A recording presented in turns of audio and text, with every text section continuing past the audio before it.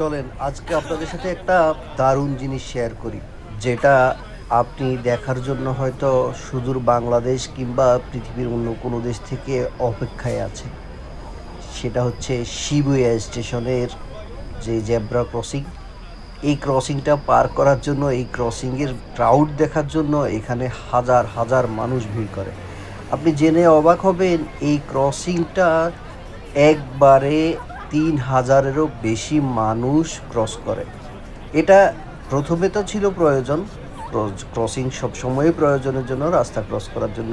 But জাপানের এই Shibuya ক্রসিংটা হয়ে গেছে মানুষের উপভোগের জায়গা। এটা হয়ে গেছে মানুষের দর্শনের জায়গা।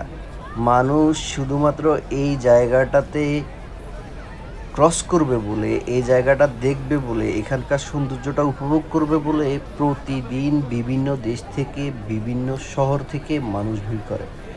জাপান এবং জাপানের বাইরের অনেক দেশের মানুষ এখানে ভিড় করে। আপনি আমার ভিডিওতে ভালো করে দেখলেও দেখবেন এখানে বিভিন্ন দেশের বিভিন্ন জাতের মানুষ আছে।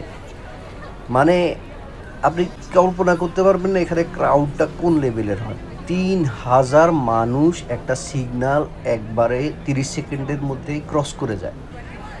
আবার অপর দিক থেকে আসে।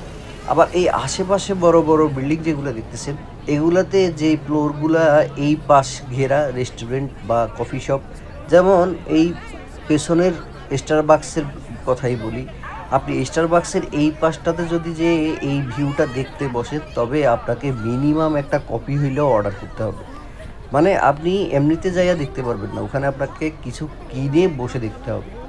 আর এই যে মানুষ দেখছেন, এখানে কন্টেন্ট ক্রিয়েটর থেকে শুরু করে ব্লগার, বিভিন্ন টাইপের মানে অনলাইন অ্যাক্টিভিটিস করা মানুষ প্রতিদিন ভিড় জমায়।